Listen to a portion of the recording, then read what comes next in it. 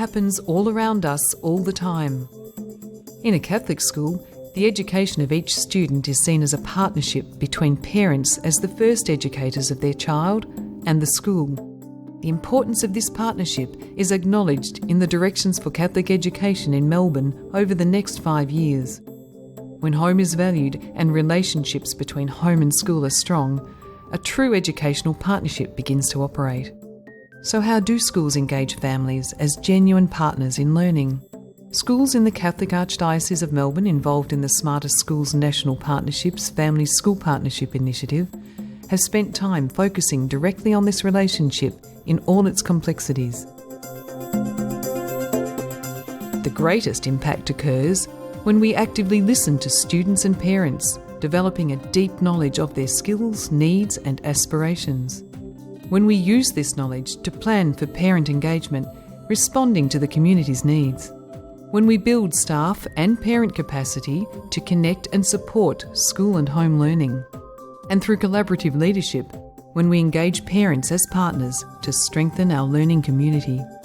Nurturing this relationship is a constant process of listening and responding, giving and taking, so that in the end, we are all learning together. So our commitment has really been about engaging parents in learning and trying to get them into the circle of understanding about contemporary learning without the expectation that they're going to become teachers or experts in literacy. When we're in genuine conversation with the community, it's not just about this is how we do things at school because this is what our values are, but we're listening very carefully to the kinds of skills and qualities, the aspirations that these families have for their own kids, and how do we work out how to do that together. Olivia said it was good, Mum, but I can't read the words from the book. And I said, don't worry, you learn. You get there one day and you learn like your sister. You start reading like your sister.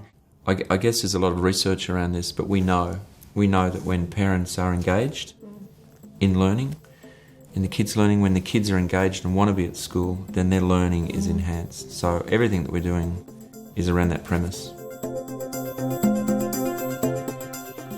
The purpose of our cluster is to come together to do some reflection, to plan together, to share ideas, to visit each other's schools, and really to think deeply about how we engage families in learning. One of the biggest revelations for me was that it's not about how often they turn up and how they help out and those sorts of things, but it's how we actually link the information that we're giving to the children and what we're doing with, so that the parents know what we're doing. And I think that parents know that they support their child in learning, but do they know how important it is for them to sort of know what's happening in the school, so that they can then support their child? And I think that the two, it's got me thinking about how we can connect the two. That reminds me, Michelle, of the MP3 program that we've initiated this year. That came out of a conversation at a parent-teacher night, and now we've got 10, 15 MP3s that we send home to families with the idea that they sit down, share a book, and get over that barrier of them thinking that they can't do it. I know it's just created a bit of excitement about the kids sitting down reading.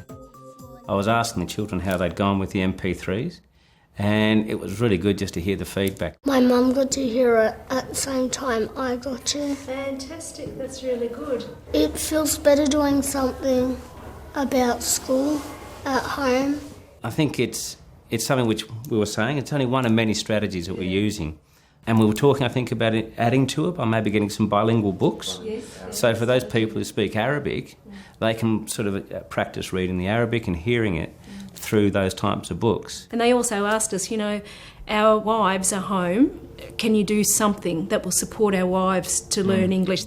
Learning in English for help her kids, or for homework.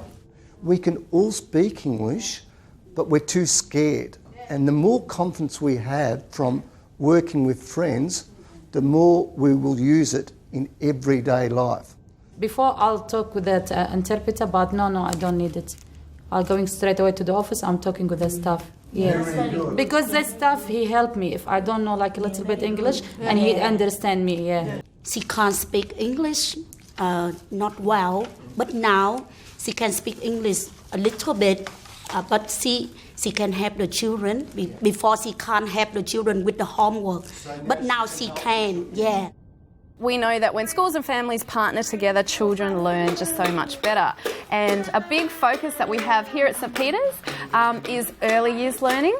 What we'll be doing today is continuing to focus on early years numeracy, kind of talk about how all of the things that you're teaching your children now and all of the everyday learning in the family connects with classroom learning. It's all really important for the kids to talk about maths and see that we use it every day. We use it when we shop, when we sew, when we buy petrol, when we pay bills, building things, even having parties, cleaning, playing, cooking.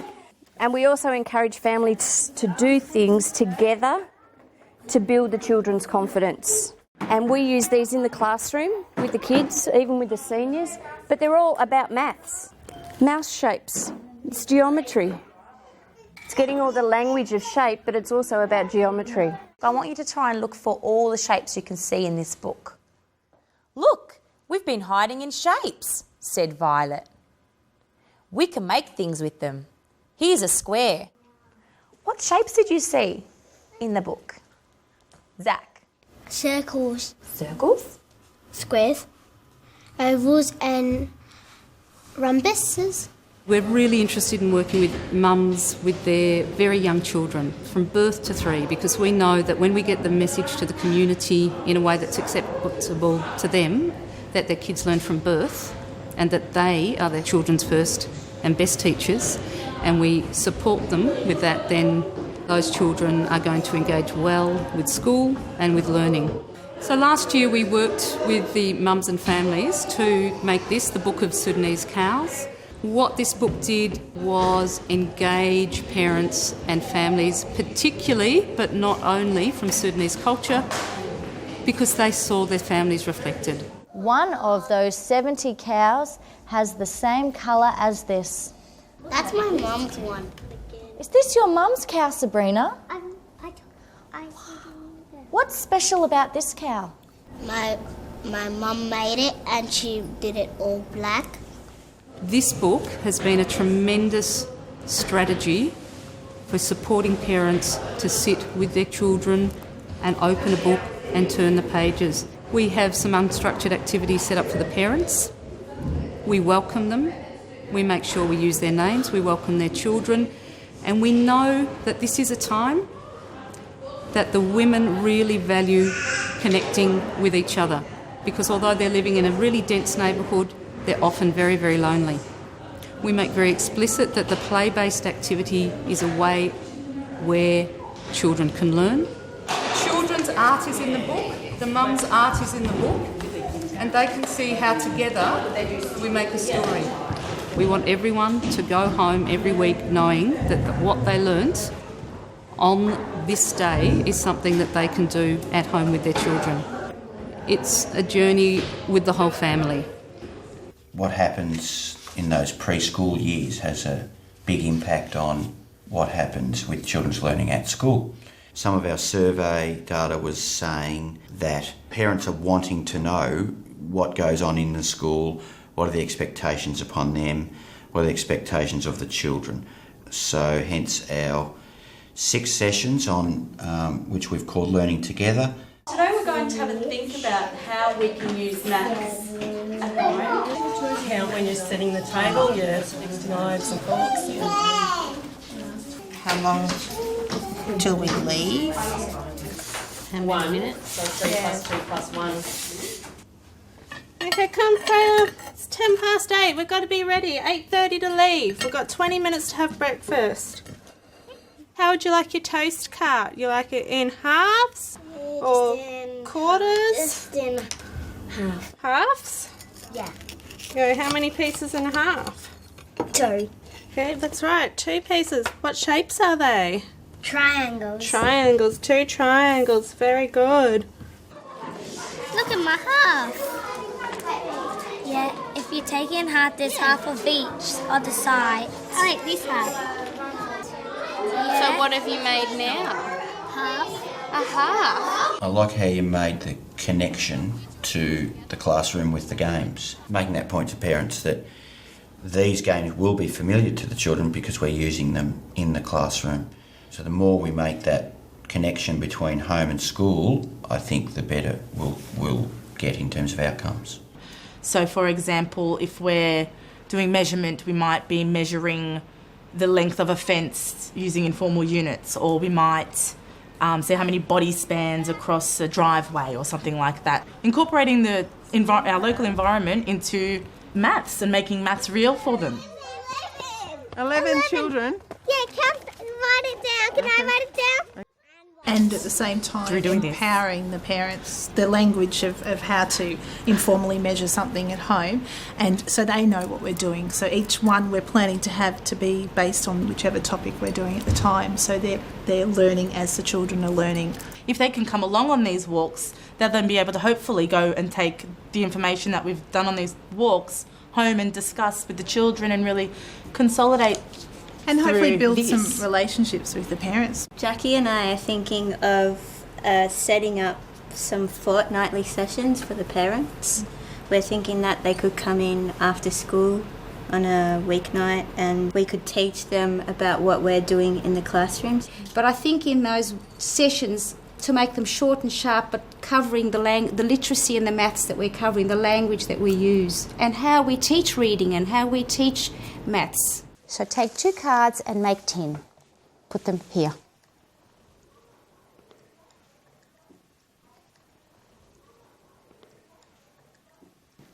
What can you tell me is happening? 6, 8, 10. So the children can see that the 7 and 3 and 3 and 7 are the same. It's a turnaround. Some of you have just started coming this year, and others have been coming this year and last year. Could you, I'm really interested to know why you come to those sessions. So we came to know how we can teach our kids in these kind of sessions. So at home, even at home, we are teaching them like the way teachers doing here in the schools. Coming to these sessions, you get to learn of how they're teaching today and how you can help your child at home today, rather than trying to teach them something that we learnt many years ago. How they teach and what they teach.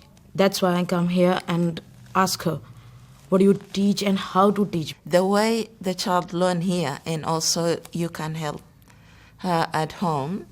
So it's really worked for me. It's really, really important that as parents, you're listening to your child read. They are reading at school, but just to consolidate what they're doing. What time of day do you think it might be? At night. We looked at what do we do before reading, during and after reading. And then we talked about the importance of reading to your child. Just when you were talking about the flow of the book, me and my husband were listening to Brady last night. So it was out on the beach, and the red was pebbles, but he kept saying rock. Yeah. But because he'd done like 6 pages by himself without, and he was pointing to the words, I thought I'll just let it go. And my husband's like, and I'm like, is that okay? Because at the end of the book, like, we went back and had a look at that page. And he goes, well, what are pebbles? And I said, well, it's another word for rock. You did the right thing going back and then speaking about it, going, what else could, or in the moment in time, what else could we call rocks? Then we finished with them getting their own children. And reading with them outside or wherever around the school. I think that format worked really well, and I know when I went to grab the kids, they were very excited to come out and read with their parents, and I think the parents sort of enjoyed having them there, especially being the second session. Might be time to do that again next week. Yeah, I agree. I think what's worked is we've had 5-minute, 10-minute sort of input, and then the parents do something hands-on, so we'll try and perhaps do the same again, continue that. It's very important, being the last session, that we finish with some sort of survey or parent feedback. We'll give certificates next week, which is a recognition for their commitment, and that should be a nice celebration for them and for us. Just the whole reading thing, I think, was a big... He desperately wanted to learn. I didn't even know where to start. I was baffled. I just didn't. And it is true what you said to me, the first reading one, they do pick up, once they start picking up 2 or 3 words, they start to just get in a flow with it. I think we need to do a follow-up with the staff now as well, to let them know this is the feedback we're getting. some of the staff may not be aware what all the sessions were on. That's right. And to acknowledge the work that some of the other leaders have put into to running the sessions. It'd be really nice to hear at this sort of midpoint about what some of the successes have been so far and any surprises, I think, in what's come up. I think one of the biggest changes that I've noticed is the willingness of parents to come and talk to us. I think that your children like to see you involved. It gives them a sense of involvement and you a sense of involvement. It makes them excited and it shows that you're interested in what's going on. Now I can go home and say, what did you do today? And I know exactly how to talk to her about it and get that kind of reaction from her of what she's learnt, and then I'm ahead too. Like, you know exactly what's going on in the classroom.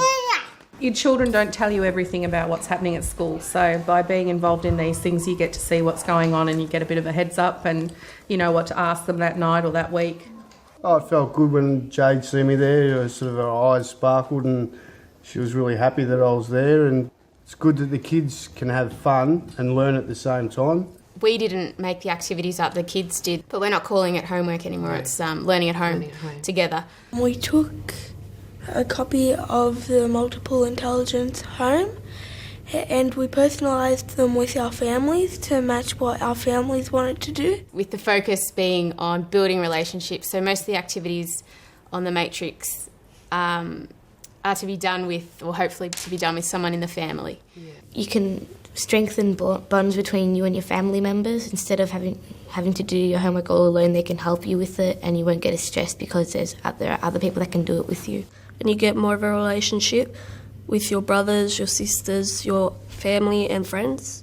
And one of the other things we wanted to include is personalising the program for the family, because we understand that every family is different and the situation that they're in is different, and their availability of time and what they're able to contribute to their children's learning at home. This homework, it's like if you can't do it one day, like you can at least try to get most of the days in, but you don't necessarily have to have all the days. Probably to end it where we're at the moment in our journey is to review the trial, and we want to survey parents and families and the students as well and see how they're going with it. Books in Homes is about literature. It's about what you can do at home to help your children learning. This is what we want to let you know about, what we do at school and what we want you to have a go at home. I found tonight wonderful. It was very interesting learning how to teach your children to actually read and how to be excited about a book, which you think you know what you're doing, but it's nice to be reinforced. Yeah, the activities seemed very successful. I saw several dads sitting there with their children pointing the words, and even if they themselves weren't confident with the English, leading their children to it. Yeah, it was fantastic. fantastic. It was good, yeah. Being able to receive 9 books, beautiful books too, and that their children choose those books. Many of them don't have lots of books at home. It's a great program. Rosie gets really excited in choosing the books, coming to receive them and then sharing it with us. So we really get something out of it. I mean, me and Anna both. We try and pick stories that are outside our knowledge bank already. So to have a couple of Aboriginal Dreamtime stories was really good. To give our daughter a different experience than what she already gets at home. Yeah. I think it was successful on many levels, and one big part of it, especially when after the actual formal sessions and the pizza, just the interaction between the families was really fantastic to watch. The most important skill that you can use with books is talk. The more you talk about a book, the better. Jim, what can you see in the picture? An elephant. Oh dear, what are these two doing? Laughing. I wonder why they're laughing. What it does then is reinforce that the parents can have the opinion, we can be looking at pictures, we can be talking in our own language, we can be sharing stories. So Kath, have you looked at who didn't turn up? Is it across the 3 grade levels or more the preps or... It was interesting they were the grade 2 parents that didn't come. So we'll really target that area for the next books in Holmes and see how we go. So what I thought, Justin, we could do today is just do a debrief from learning at home from last week and just talk about planning some activities for the next couple of weeks. Yeah. So what I thought you guys might like to do is build one of the robots that collects light based on colour. These activities are very good because they help you sort of prove whether something works or not.